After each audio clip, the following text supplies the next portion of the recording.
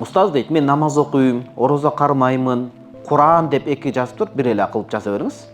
Арабчада ошондой. Куран, хадис окуп, жакшы эле жүрүп эле ичип алам дейт. Өзүм да түшүнбөй калам. Эмнеден болот ошол нерсе дейт. Эсимде, мен Ислам университетине 2007 бүтүп, 2008 ушу 2007-2008 келип калдым. Мектепти бүтүп, Ислам университетин тапшырып келип калсам, эски Борбордук мешитте ошо сабак окуйт элек да кыйналат элек. Анан жүрсөк, бир адам ичип алган экен, мас адам келип, сен медреседе окуйсуңбу деди. Ооба, Ислам университетинде окуйсам. Куранда канча жанагындай мубин бар билесиңби дейт. Мен жан келди, жок билбейм десем, мынча мубин бар деп айтып, оозунан арак искеп атат да. Бирок Кудай Таала ошол аркылуу мага сабак айтып атат да, карасаңыз.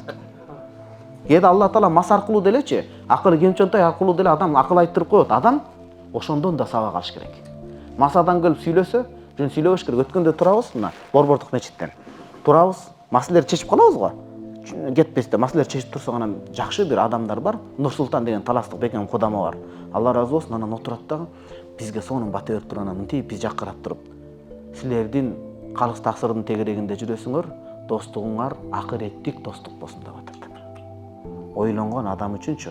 Ал жерде тургандар канчалык маани берди билбейм, бирок менин жүрөгүмдү өрттөбөйдү. Анткени адамдын молдону дагы молдонун чөйрөсү бузуп коет. Муну өтө кулакка тийип калыңыздар. Молдону чөйрөсү бузуп атса, башкасын айтпай эле коюңуз да. Ошон үчүн диги сөздү катуу айтырып койду. Көп адам ал кишинин сөзүнө маани бербешин, бирок карап туруп достугуңар акыреттик болсун деген сөз бул өтө катуу нерсе да. Өзүм да түшүнбөй калам дейт. Ушу Куран хадис окуп, намаз окуп, бирок ичип алам дейт.